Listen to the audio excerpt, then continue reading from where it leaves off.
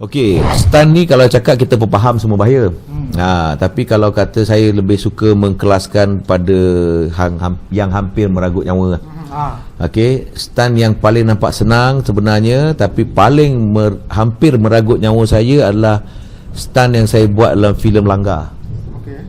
Filem Langgar tu saya kena pukul, jatuh dalam lubang setinggi 11 kaki, tak ada padding, tak ada tilam. Tilam tak ada. Tak ada. Okey, jatuh saja terus ditindih dengan tanah. Dan memang saya tak boleh bernafas betul masa tu. Kambus dengan tanah. Ya. Mana saya jatuh, bab terus dia orang tuang tanah satu bucket daripada apa? Ya.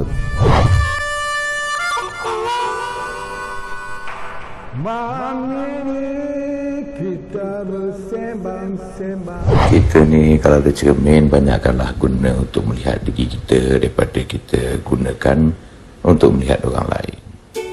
Ya kan, seko ikan siakap seko beko ketulang lah ambil pelap ada pakai mangga tiba hige selelo panaskan kuali apalagi baringkan dia dalam kuali itu biar sampai agak air dia mengering. Apalagi nilam sos ke dalam ikan siakap bertabu kalah mangga-mangga itu letak rayasan sedikit dah siap. Tak ada hal tak boleh macam biasa. Jangan risau. Saya sebenarnya lagi suka kalau orang buat interview lepas tu anak datang siap bokong anak lagi yang bagi minum susu kan. Betul. Tak ada hal ni. Orang nampak betul-betul natural kan. Betul bang, betul. Okey bang, kita sambung tadi Aiman Manan. Macam mana pengalaman sparring dengan Aiman Manan? The only one. Ya. Legendary. Okey, ini memang itu saya kata ini juga benda yang sangat-sangat kata apa mahal untuk saya. Okey, sebab sebenarnya daripada sekolah saya memang minat Abang Aiman. Saya minat daripada filem-filem beliau yang lama-lama lah, Puteri lah kan, semua apa Selubung apa tak ingat lah saya. Femina macam-macam lah kan, tapi antara cerita dia yang saya suka banyak kan. Jadi saya ni berangan-angan lah konon macam Aiman tapi malangnya waktu saya berlakon drama Pendekar tak pernah sekali dapat. Dapat sebab Abang Aiman dia production lain. Dia betul. Saya dengan production lain. Jadi kita ni macam idola ni kan nak jadikan cerita Zul Uzaimi mengarah drama Kerambik tu. Dia offer saya satu episod. Dia kata, brother, saya panggil awak ni dengan Abang Aiman. Saya macam wow, Idola kot. Idola ni kan. Tapi bila saya baca skrip tu, alamak, saya hanya ada satu line saja berdialog dengan Abang Aiman. Satu line je. Satu line saja. Awak boleh tengok pada dekat YouTube ada. Awak type je Kerambik episod 8. Kerambik episod 8. Ya, okey. Jadi dialog dia saya ingat sampai hari. Awak bayangkan, Abang Aiman tu idola saya, orang yang berkarisma, berdialog, saya boleh balas satu patah, satu line, 3 patah perkataan dia. 3 je. Masa tu dialog Abang Aiman apa? Rosli, baru seminggu kau keluar daripada penjara, sudah 3 orang yang kau bunuh. Sudah 4 orang yang kau bunuh. Saya pusing, dialog saya, masuk kau 5. Masuk kau 5. 3 patah. Saya jadi macam mana aku nak dialog 3 patah untuk main dengan Abang Aiman. Kan Abang Aiman panjang tu. Rosli, baru seminggu kau keluar dari penjara, sudah 4 orang yang kau bunuh. Kau panjang. Aku dapat masuk kau 5. Saya tengok Zul, mati aku macam ni kan. Tapi pasal kita rasa aura dia tu, kita ambil dan kita bagi. Saya pun jawab. Dia pun tengok saya, wah, macam saya pun macam okey, best. Sekali dia langkah, saya alamak, terus lawan ke ni? Kan sebab masa tu koreografi belum buat. Kita ambil dialog dulu. Okey. Jadi saya pun alamak, dia dah langkah. Saya pun langkah je lah. Dan nanti saya kalau dia tumbuk, aku terima je lah. Jadi okey lah, saya langkah, dia pun langkah, sampai dekat, Zul pun cut. Saya pun lega kan. Okey, kemudian kita pun buatlah koreografi. Sebenarnya ni behind the scene, harap tidak menjadi kesalahan saya menceritakan perkara ni. Sebenarnya fighting kami tu panjang. Panjang sebenarnya, tetapi Allah tak izin hujan. Oh, okey. Sebab tu kalau awak tengok cerita tu, mula-mula kami kering, tiba-tiba kami basah. Dilari sikit. Jadi bila hujan, ada waktu yang lebat sangat kami tak dapat teruskan syuting. Jadi kita drag time, jadi tak sempat. Jadi dipotong jadi pendek begitu saja. Oh, okey. Jadi masa bermain dengan Abang Iman, alhamdulillah. Abang Iman sebenarnya orang yang sangat-sangat pro dalam berlawan. Tidak ada langsung serangan dia yang mencederakan saya atau menyakitkan saya. Tak ada. Tak ada. Kan. Jadi saya sebelum-sebelum ni dengar lah orang cakap Abang Iman ni dia pukul lepas lah apalah. Tapi bila saya main dengan beliau, tak pula. Jadi saya faham sebenarnya Abang Iman bukannya lepas. Abang Iman seorang yang sangat menitik beratkan timing dalam perlawanan. Okey. Jadi kadang-kadang kita pun faham sebagai orang muda, sebagai orang baru, kita berlawan dengan dia tu kadang kita teruja. So kadang-kadang kita ni terlambat masuk. Salah timing. Bila terlambat masuk, Abang Iman dia takkan tunggu itu yang dia masuk. Itu yang kadang-kadang banyak orang kata sebab Abang Iman bercakap dengan saya, Meng, orang cakap yang aku terpukul, yang aku kena pula. Kan betul juga kan, kadang-kadang kita berlawan dengan orang yang tak biasa. Orang tu kadang terlepas kuat, Abang Iman tahan aja. Dia kata aku kadang balik pun biru-biru badan aku. Jadi saya pun faham. Jadi sebenarnya Abang Iman ni seorang yang sangat-sangat Menjaga bab-bab tu kan. profesional dalam berlawan. Jadi janganlah risau orang kata, tapi kita kena harus bermain bersama-sama dengan dia. Kat situ Abang Iman dia memang sangat-sangat bagus lah. Dia sangat bagus. Dan satu kalau macam lawan sparring dia pun, kalau orang tu tak tahu bersilat pun masalah agak. Masalah Dia juga. tak tahu macam mana nak mengelak. Ya. Kan? Ataupun kalau kena pun dia tak tahu macam mana nak kurangkan. Nak bagi reaction tu kan. reaction. Jadi benda-benda tu pun Abang Iman akan tegur. Maknanya kalau dengan beliau, kalau tak reti cakap tak reti. Senang kita buatkan. Kan, jadi kita bagi tahu je. Kau masuk, kita bagi satu ni, kau keluarlah. Dia tanya dulu bang. Dia tanya. Dia tanya, kalau awak tak reti cakap tak reti. Kalau reti kita main, baru kita boleh buat buah yang pelik-pelik lah kan. Mana macam kalau kita ni andal main bola, dapatlah first 11. Kan, dapatlah main full time. Kalau tak engkau main 5 minit, kau 5 aku 5. Macam tu kan. Okey bang, dalam sepanjang filem abang, filem aksi lah, terutamanya babak dalam filem apa yang abang paling suka buat aksinya ni? Dan silat. Okey, Personally lah pada abang. okey. Saya sebenarnya benda ni saya tak suka mengkelas-kelaskan. Okey. Orang kata sebab nanti kan orang yang tak saya sebut filmnya kata dulu kau main buat dengan aku tak best ke. Kan? Tidak, sebenarnya semua filem action yang saya buat saya sangat suka. Sebab setiap filem itu saya ada benda yang saya tinggalkan atau saya beri. Sebab tu setiap filem tu saya sangat-sangat sayang. Macam saya kata lah, macam filem Langgar, dalam tu ada satu aksi saya yang hampir meragut nyawa. Itu satu yang bernilai pada saya. Betul. Okey. Walaupun dalam cerita tu saya tak banyak pun fighting. Okey. Satu. Macam tu juga dengan Dua Kalimah, macam tu juga dengan filem-filem filem lari. Pertama kali saya bekerja satu peratus dengan Siam punya tim, Ombak punya tim, dan puas kita dengan fighting scene gila babi. Okey. Itu juga satu benda yang sangat saya sayang, okey, yang sangat saya hargai. Macam tu juga dengan filem apa kata saya buat filem Satu Lawan Satu. Filem Satu Lawan Satu tu pertama kali setelah berapa puluh tahun, berbelas tahun masa tu dalam industri, itu filem pertama yang saya dapat bersilat dalam tu. Satu lawan satu. Ya, filem lain saya cowboy. Mikael Andre. Dalam filem-filem lain saya cowboy. Tak ada bunga apa semua. Tak ada bunga. Dalam filem Senjakala sikit saja. Mana saya tak dapat bersilat penuh. Dalam filem Satu Lawan Satu tu pertama kali saya orang yang suka nak memperjuangkan silat dalam industri, tapi itu filem pertama saya dapat penuh bersilat daripada mula sampai habis. Sebab tu dalam filem Satu Lawan Satu tu saya tinggalkan segala basic stunt. Dan ada juga cerita dalam tu yang menyentuh hati saya apabila saya dalam launching filem lain, satu peminat saya datang dengan kursi roda. Lutut hancur. Saya kata kenapa jadi macam ni? Kata abang relax bang. Abang saya tak salahkan abang apa. Saya tak kenapa ni. Dia kata saya tiru stand abang dalam Satu Lawan Satu. Tiru. Dia jatuh dekat tangga tu, dia silap jatuh, pecah tempurung lutut. Saya menangis kat situ. Saya menangis kat tangga stage tu. Saya kata, "Dek, kenapa buat, Dek?" Pemenan lah tu. Pemenan.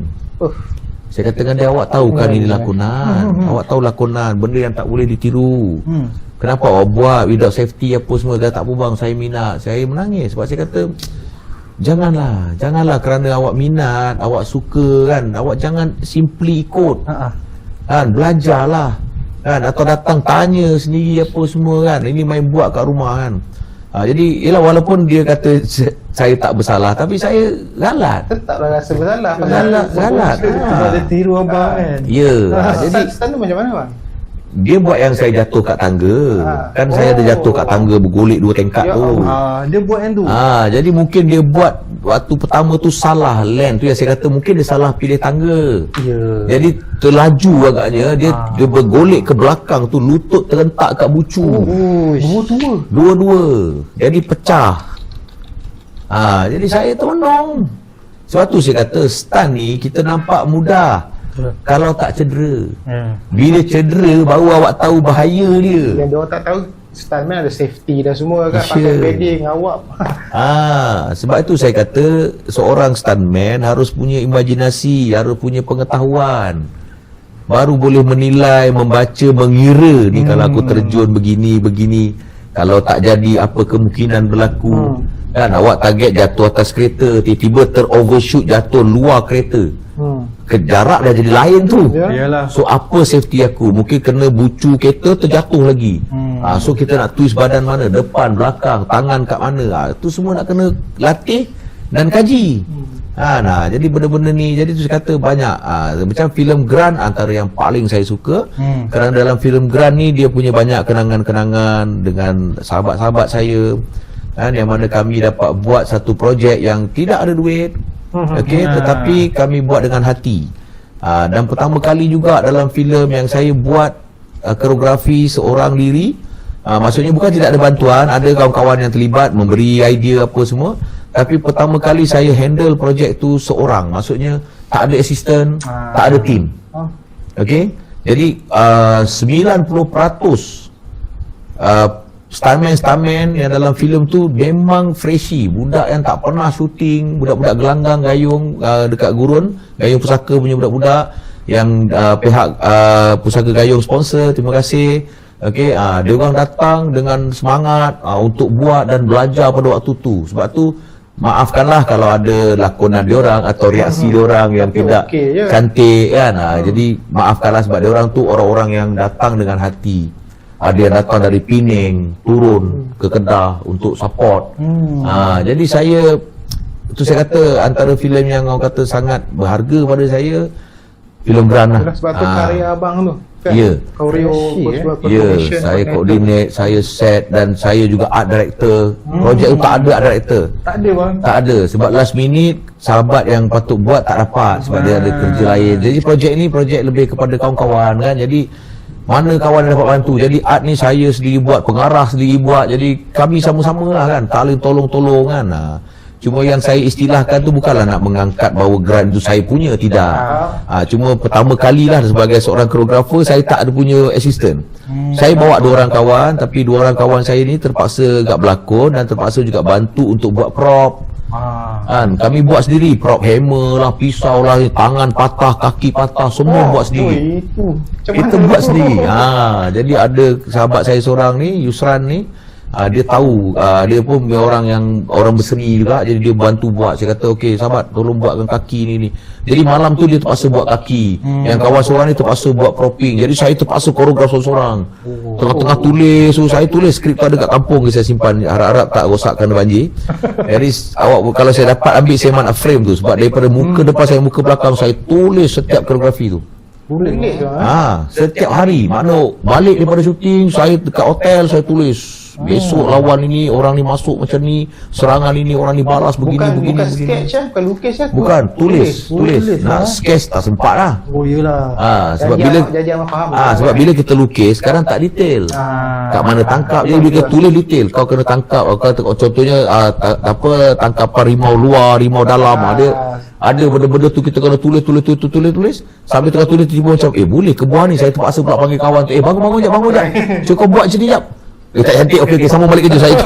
Jadi pengalaman membina tu berapa banyak bang? Semua penuh skrip saya daripada depan sampai ke belakang. Yang sketch tu berapa tebal? Bukan sketch. Ni tulis tu berapa tebal tu bang? Setebal skrip tu, kalau skrip tu tebal ni lebih kurang 1 inci tu, 1 inci tu penuh. Banyak tu nak tulis Banyak. kat detail, tangkap Banyak. macam mana. Ya. Tapi itulah berbaloi. Akhirnya menang dekat luar negara kan. New York Film Asian action. Film Festival. Yang best tu pelakon banyak freshie first time kan. Ya, banyak yang Tapi freshie. nampak tak kaku berlawan tu. Alhamdulillah. Lakonan tu not bad. Sebab lakonan tu orang kata apa, cakap mana penghargaan juga kepada pengarah tu sendiri, Ariel Abu Bakar, sebab dia pun support. Maksudnya dia tahu, oh kawan ni berlakon tak berapa boleh. Jadi kita cari jalan untuk bagi dia tak nampak kayu. Benda-benda ni yang kadang-kadang pengarah tak dapat nak buat because kekangan masa. Macam kami, sebab kami memang dah kenal, kemudian kita pun willing untuk membantu. Maknanya okey, kalau kau tak boleh dialog ni, kita bagi dialog ni.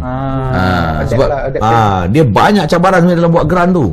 Sebenarnya banyak gila cabaran, tapi alhamdulillah kami tak pernah rasa terbeban. Kerana apa? Kerana hati. Kerana kita buat dengan rasa senang, dengan rasa memang ikhlas nak buat. Jadi macam-macam masalah yang sampai, tapi kami tak rasa dia masalah. Tak rasa masalah. Banyak belakang tabir tu, kalau orang tahu, ya Allah ya Tuhan, kan tak mungkin boleh jadi ya filem ni. Yalah, kena cari ni pengarahan. Tu nak practice mesti berapa lama bang? Berapa bulan tu sebelum nak shoot? Tak ada. Terus on set. Okey. Sebab tu saya harus menulis setiap hari. Sebab setiap hari ada scene fight. Abang kena ni bang, kena print apa ni? Frame kan? Ya, saya memang nak frame kan. Jadi orang datang boleh buka. Filem kedua Ariel, Walid, abang tak terlibat? Walid saya tak terlibat. Saya tak terlibat lagi dengan filem-filem keluaran Ariel. Sebab kebetulan juga saya ada komitmen saya sendiri sekarang. Jadi saya tak dapat bersama lah. Saya tak dapat bersama kalau ada orang buat Geran 2 ke, Geran 3 ke, sampai Geran berapa pun. Kalau insya-Allah, kalau Allah ada izin, mungkin saya ada. Tapi untuk setakat ini, belum lagi lah. Yang boleh saya maklumkan, saya tak terlibat lagi lah dengan apa yang diorang usahakan. Okey, ada lagi yang tanya pasal filem? Ada, Hassan. 18 soalan boleh. Ada. Tanya, sila. Okey, sikit lah filem aksi international atau lokal yang abang suka dia punya konsep art, fighting sequence dia. Okey, sebenarnya kalau filem-filem luar ni, saya tidak punya banyak masalah dengan diorang punya permainan. Sebab kita tahu diorang punya masa yang cukup, diorang punya bajet dan kemampuan pembuat yang hebat. Cuma orang kata tetaplah sampai hari ini, walaupun banyak filem-filem yang baru yang hebat-hebat dengan CGI-nya, dengan apanya, saya masih tetap dengan Jackie Chan lah. Jackie Chan. Kan, sebab pure dia kan, pure dia. Apa pendapat abang dengan Raid yang first movie tu? Okey. Red Redemption. Red Redemption ni saya tak ada masalah langsung, dan saya memang antara orang yang minat dengan filem tu. Kerana saya minat, kerana filem The Raid ni berjaya membawa satu bentuk permainan silat dalam filem. Okey, sebab sebelum-sebelum ni pun, contoh sebelum-sebelum ni, kalau filem-filem Indonesia yang dulu-dulu, silat terlalu silat. Maknanya dengan pendekarnya, dengan ilmu-ilmunya. Tapi dalam The Raid ni, dia dapat angkat silat pada saya lebih cantik, dengan bentuk permainan yang lebih kemas, lebih logik.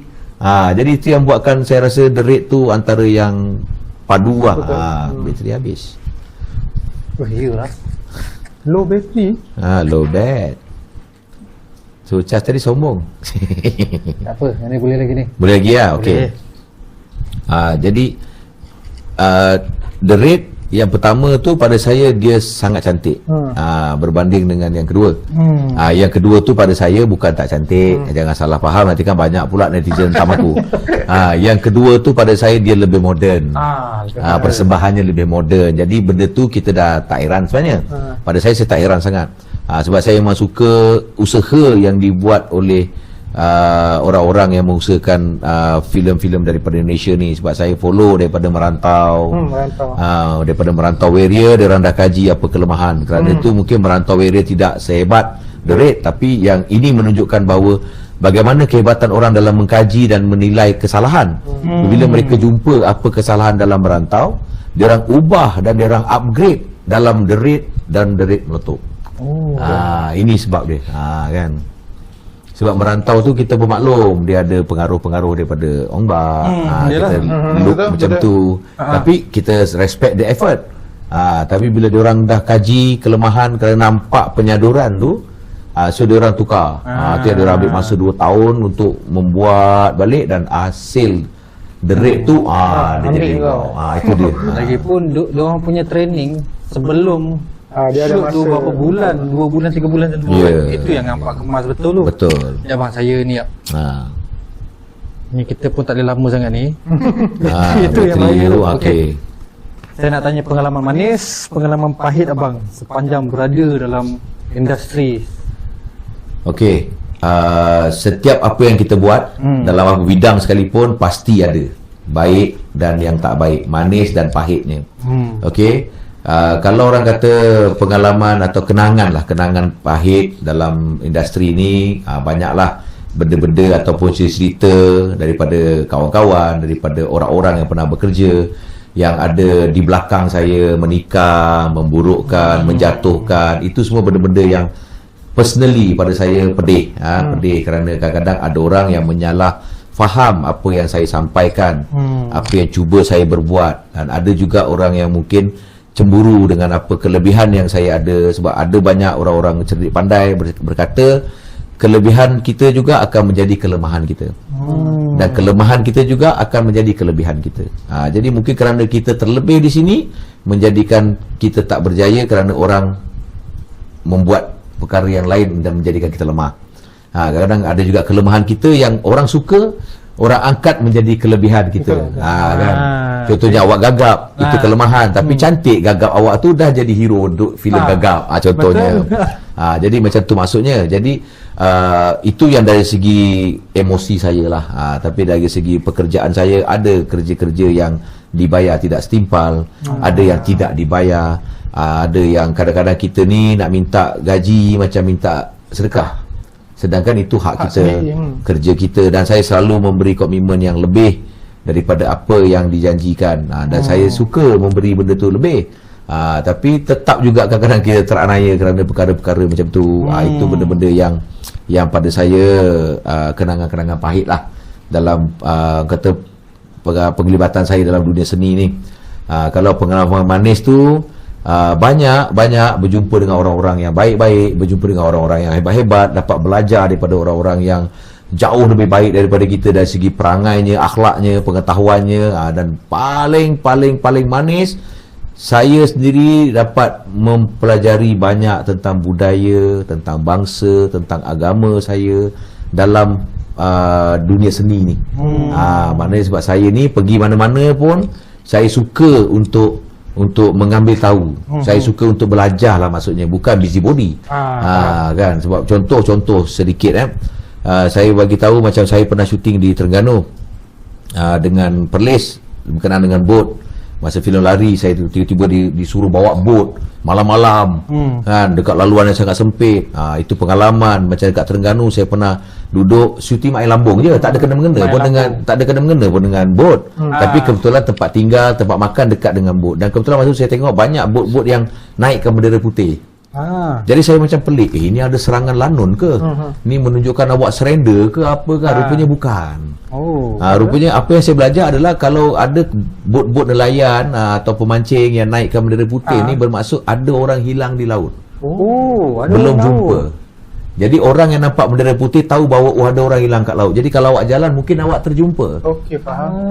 Nampak tak? Itu ilmu. Betul. Jadi pasal ilmu kan, pada mula saya macam pelik lah, asal bendera putih ni pasukan ke? Kan? Ataupun ada lanun kat laut ke kan? Jadi orang ni mungkin orang-orang yang jangan serang, kami tak ada ni kan. Surrender lah, macam surrender. Macam surrender sebab kita tahu bendera putih surrender kan. Rupanya untuk bahasa orang-orang di laut ni, bendera putih tu mana ada orang hilang, mana karam. Malam tadi mungkin ada kawan pergi ambil ikan, tak balik-balik. Jadi dia nak cari macam mana kan, benda besar kan. Laut luas. Jadi dia orang akan taruh bendera, jadi kapal-kapal besar kalau nampak pun dia orang dah alert. Jadi sepanjang dia orang berjalan, dia orang akan pantau, mungkin nampak serpihan kapal ke apa. Jadi ini ilmu yang kita kena belajar. Alright. Okey. Secara ringkas bang, 3 pelakon aksi kesukaan abang. 3 pelakon aksi bukan Malaysia saja. Tak kisah. Okey, world lah. Okey. So orang kita tetap saya letak. Okey, yang pertama memang Jackie Chan. Okey, yang kedua saya suka Brother Yayan.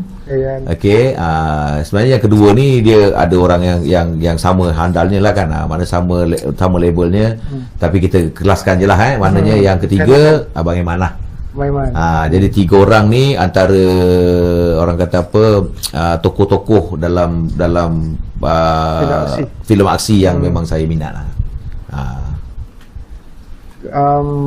Kalau filem, kalau pelakon lah, macam pelakon ni kita baru sebut Abang Iman kan. So kalau untuk part-part lain dia banyak, sebab setiap pelakon yang saya kata dia ada kelebihan masing-masing. Kalau international tu macam saya suka kalau Johnny Depp dari segi karakter. Johnny Depp ni pada saya pelakon yang versatile. Dia setiap kemunculan dalam filem dia akan tukar style. Yelah. Kan dia tak pernah sama. Betul. Jadi dia seorang pelakon yang kreatif pada saya untuk mencipta image dan karakter. So kalau pelakon-pelakon yang bagus, yang lain antara yang saya minat, kalau macam Brad Pitt saya suka. Pertama pada saya Brad Pitt ni pelakon yang paling tak handsome antara pelakon Hollywood. Handsome dia tak handsome. Dia manis, dia cute. Manis. Dia cute. Dia Macam tak handsome. rasa manja lah. Sebab kalau handsome macam Tom Cruise manja. Tom Cruise. sorry. Tom Cruise handsome. Tom Cruise handsome. Johnny Depp macho. Kan. Dia macho handsome tak sama. Comel lain. Cute lain. Jadi Brad Pitt ni dia versatile dengan cuteness dia. Okey, faham. Keselambaan dia berdialog. Cute ni macam Leonardo DiCaprio kan. Leonardo cute, tapi Leonardo dia lakonan-lakonan dia banyak dia menyelipkan bentuk-bentuk lakonan yang ilmiah. Betul. Brad Pitt dia lebih santai. Lebih santai, tengah nak pergi macam Mr. and Mrs. Smith, tengah nak pergi boom sempat kencing tepi lah dengan gaya kencing. So, gaya-gaya lakonan orang ni berbeza-beza. Kan, jadi kalau macam pelakon-pelakon yang high level macam Denzel Washington, dengan karakter dia yang dia bukan jadi pelakon gila-gila. Macam Jack Black, tu buat gila-gila. Kan, jadi setiap pelakon tu banyak lah. Cuma yang saya kata kalau nak dikelaskan antara yang saya minat besar, Abang Iman untuk tempat kita, Johnny Depp untuk dari segi kreativiti karakter, Denzel dari segi acting wise yang ilmiah, Brad Pitt dari segi keselambaan dan cuteness dia tu. Kan, itu antara pelakonnya. Kita yang dapat jawapan Brad Pitt tu. Okey dah Okey lah, tak ada apa. Okey ni, sebelum kita nak habis ni, sebelum habis bateri lah. Pesanan abang kepada penonton, peminat dan peminat abang. Okey, baik. Pertama sekali kepada penonton-penonton Raksasa Manja dulu, okey. Saya harap awak orang semua boleh support dan dukung channel ni. Sebab insya-Allah mereka ni semua orang-orang yang baik, orang-orang yang nak berkongsi, mencari ilmu bersama. Jadi saya harap sama-sama awak dapat support untuk diorang lebih berjaya, lebih dapat rezeki yang lebih baik untuk diorang buat projek-projek yang lebih besar yang boleh mungkin membantu awak orang untuk bersama-sama mendapat ilmu. Okey, dan untuk peminat-peminat saya, pertama sekali memang terima kasih sebesar-besarnya atas sokongan dan dukungan awak orang selama hari ini hingga menjadikan saya ni bolehlah dikenali oleh segelintir masyarakat dekat Malaysia. Dah sangat alhamdulillah. Terima kasih juga atas mungkin doa ataupun kata-kata tentang diri ataupun kerjaya saya, dan kepada yang berminat untuk terlibat dalam filem-filem aksi, pesanan saya paling besar harus belajar, harus berlatih, mesti belajar tentang teknik-teknik, tentang fizikal, tentang kesihatan, dan mesti belajar berlakon. Sebab walaupun stuntman kena berlakon. Kalau tidak, jahanam stuntman tu. Okey, terima kasih banyak-banyak. Terima kasih bang atas doa-doa tadi tu dan juga masa bang. Saya minta maaf kalau ada salah-salah kita berborak ni. Sama. Terbergurau. Okay. Sama lah saya bang. Baik. Kalau saya terkeluar tengok kamera keluar sana sini, minta maaf Faham. Saya juga saya juga terima kasih dan kata apa, mohon maaf juga. Terima kasih kerana sudi juga interview saya. Okey, orang yang suam-suam kuku. Okey, dan orang kata suam-suam kuku. Minta maaf juga kalau dengan layanan yang serba kurang di rumah saya. Okey, apa yang termampu yang saya berikanlah untuk malam ni. Saya belum akad lagi ni bang. Dia nak akad tu. Saya nak akad ni. Abang memang raksasa. Abang nak risau apa dia. Okey, baik. Terima kasih. Nasib baik raksasa manja tu biarkan dia orang. Okey, sampai sini saja. Okey, selamat raya. Sampai raya. Awak mana? Bye-bye. Assalamualaikum. Kat. Kita ni kalau bercermin banyakkanlah guna untuk melihat diri kita daripada kita gunakan untuk melihat orang lain. Siapkan seekor ikan siakap beberapa ekor ketulanglah ambil pelama dia pakai mangga, tiba hingga selelok, panaskan kuali, apalagi baringkan dia dalam kuali itu biar sampai agak air dia mengering. Apalagi nilam sos ke dalam ikan siakap, tabukanlah mangga-mangga itu, letaklah hiasan sedikit, dah siap.